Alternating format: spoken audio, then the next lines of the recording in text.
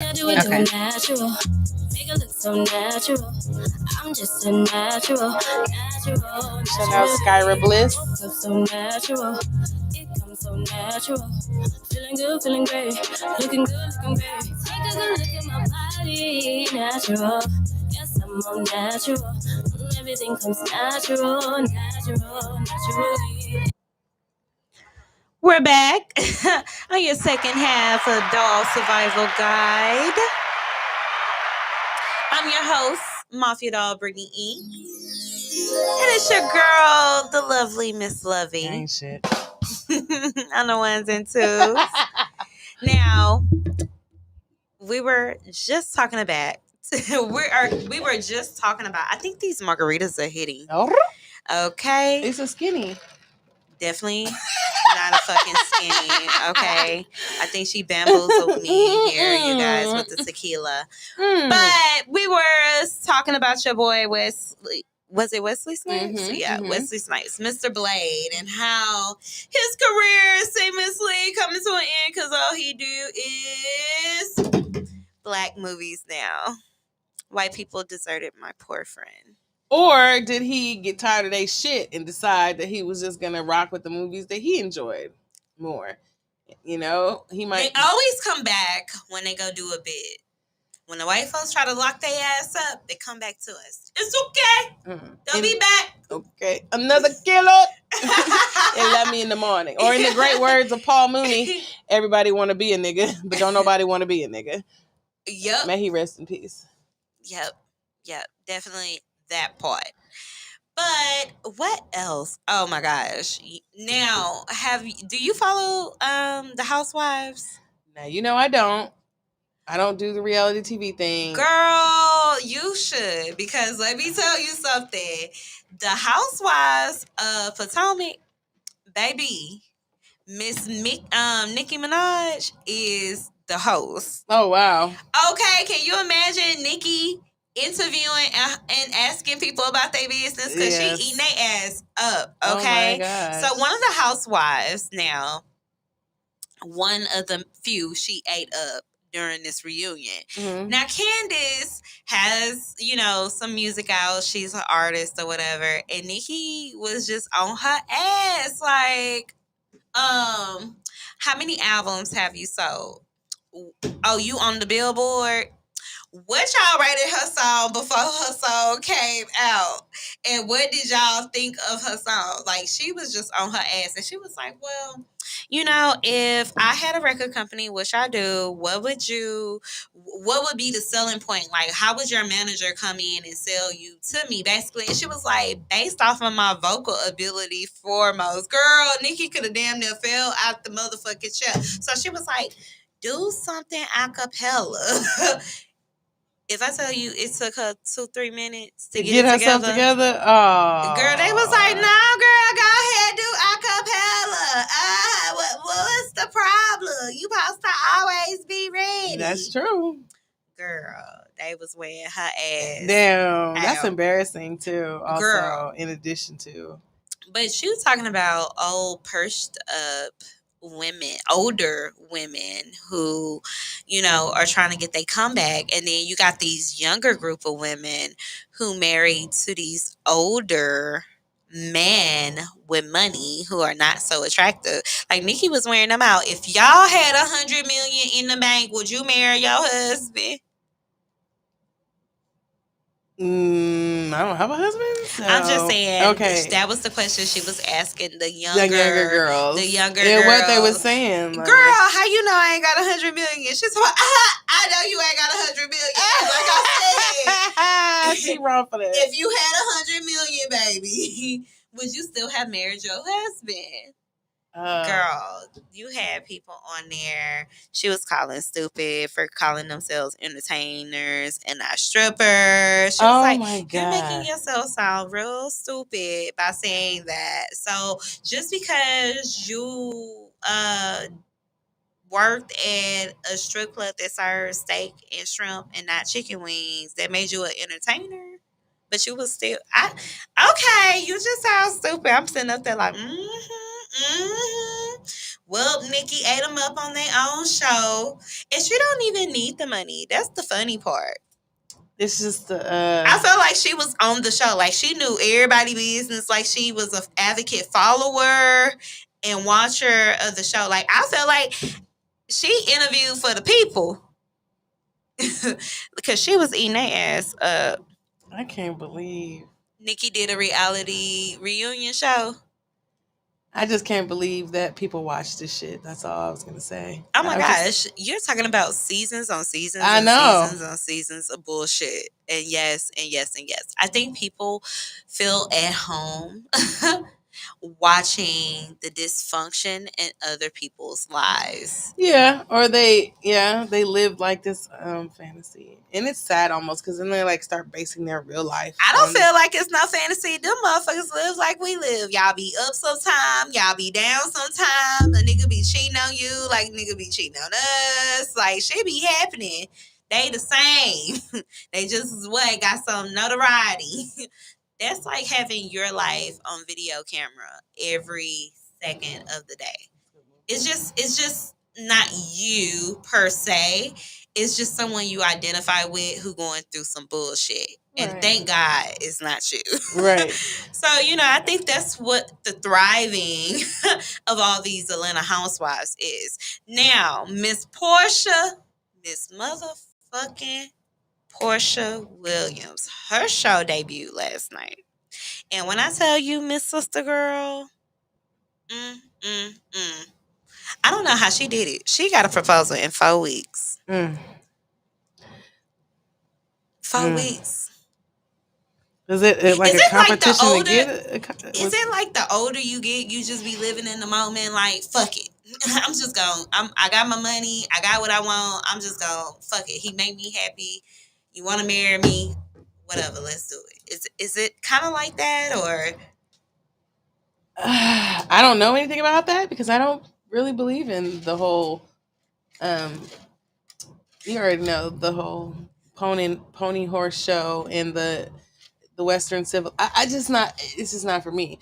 So I think all that shit is just gimmicky and staged, and they don't take it serious. It's just like something to brag about, or just I don't know. It's just not real for me. So marriage is not real for you. So when I say marriage, I mean millionaire, a thousandaire. When I say no, none of that shit matters if I'm gonna be fucking miserable. Like no.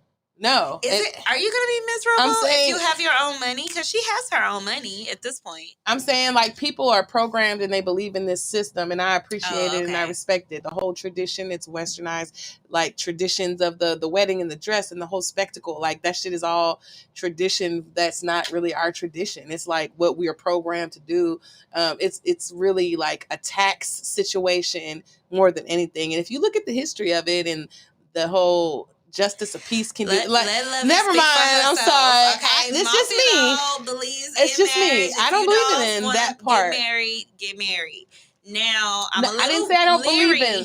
I believe in marriage as in binding yourself with the creator and you and another entity. I don't disagree with having a mate. I disagree with the systematic, like, the traditions, the get on one knee, the ring, the dress, the reception, like all those little tradition shits. Right. Like those shits, that's all West. That's not our culture. That's a culture that we're programmed to. It's a multi-billion-dollar business. Right. You know what I'm saying? Even through the state.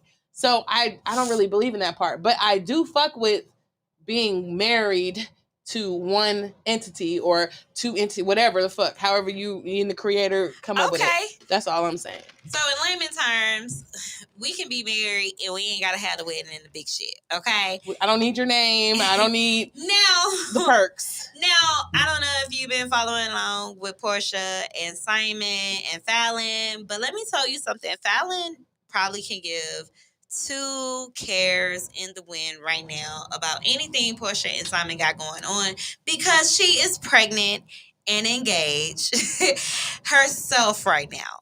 Now, the timeline is a little fuzzy because if you put 2 and 2 together, Fallon definitely had to be sleeping around on Simon because, I mean, it's just too soon for her to be almost getting ready to pop this baby out.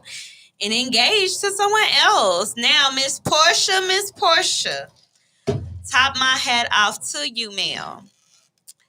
4 weeks and got the ring.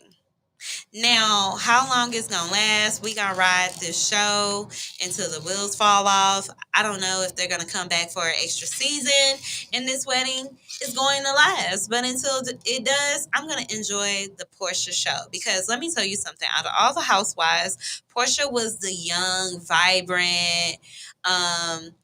Ditzy. We don't know how far she'll go. So for us to see her on TV 8 years later, still holding her shit down, becoming everything she said she would be, and dominating and got her own TV show on the network, I'm happy for her. So kudos to Portia. Now, watching all these shows definitely made me feel at home for the holidays. Like, I literally enjoyed it. Now, I did not catch the Soul Train Awards. Did you do it? No, but I heard that Tashina Arnold and Gina, they're two different people with two different names. Anyway, Pam and Gina did their goddamn thing. Okay, they were the hosts. They were the hosts. Now, I did record it, so maybe I'll go home. You can only watch so much TV at a time, okay? Okay. Now, what are you into right now? What did you catch up on? Or did you not interact in any type of television? No television was interacted with outside of the Hallmark stuff my grandma likes to watch, Christmas shit. I watched some Christmas stuff with her. For the holidays, for real. Yeah, that's so what was you watching? We were watching random movies with DJ from the Full House, all grown up. She plays in like different Hallmark movies. Like my grandma likes Hallmark movies, so we're watching Christmas Hallmark shit. Okay, yeah, that's what she likes to watch. So I definitely was on that. And she's mixing some. We caught up on the Masked Singer. She loves that show, so we caught up on a season of the Masked Singer. Entertainment. Yes, and then we watched. There's some Murder, She Wrote. Murder, She Wrote, like Sherlock Holmes, Murder, She Wrote, like Angela Lansbury, old school Murder, She Wrote, bitch. Oh my gosh, she liked to solve them crimes, bitch. She liked them crimes. All I remember is hearing Heat of the Night and some Little House on the Prairie. That's all bad. Oh no. But are you wore out with the holiday movies, or are you down for more? I love holiday movies. I just don't have time possibly to watch them like I want to. So there's that. Okay, what is the all-time favorite holiday movie that you're looking forward to watching? A Christmas Story. Yes! I heard they were making a black version of that. I heard. I swear I heard that. I'm trying to watch it. Like the black version? Of course, they did a black version of what's the show with Mr. Feeney? A different a Boy Meets World or whatever. I think it's Boy Meets World. Okay. No, Wonder Years. Okay, they have the Black Wonder Years, and that shit is live. So I have full confidence. I only caught one episode. And as did I. Me too. Okay. And I was here for it. I'm here for it as well. Now, are you here for the Black Annie with Taraji P. Henson on Thursday? Because I have my DVR set for that. Like, Annie, come on. It's a hard knock life for us. Right. Girl, I'm so down. All black cast. Yeah. Taraji? They say that she looks like I look like her. That's what the person they say. You know how everyone has that person that they look like. That's what they say. You look like. They tell me I look like Taraji. That's what they say. But okay. Debatable, of course. I mean, it's just different. I can see it. It's the eyes, definitely. So I see it. Okay. I like Taraji. I think she's gonna dominate. I never heard her sing. Have we heard Taraji sing? I've heard her sing before, like just messing around or just playing. Like if you follow her, she has like little this is in little that's. This is in little that, sis. Yeah. Now, is it like in order for you to do like acting, you must know how to sing, or you? No, I think it just happens that way. Like people are artistic; they can sing, they can draw, they can dance. A lot of people, multifaceted. Yeah, like Tupac, like you know what I mean, like acting, sing. A lot of these artists, they're just creative people. I know. Now, R.I.P. to Virgil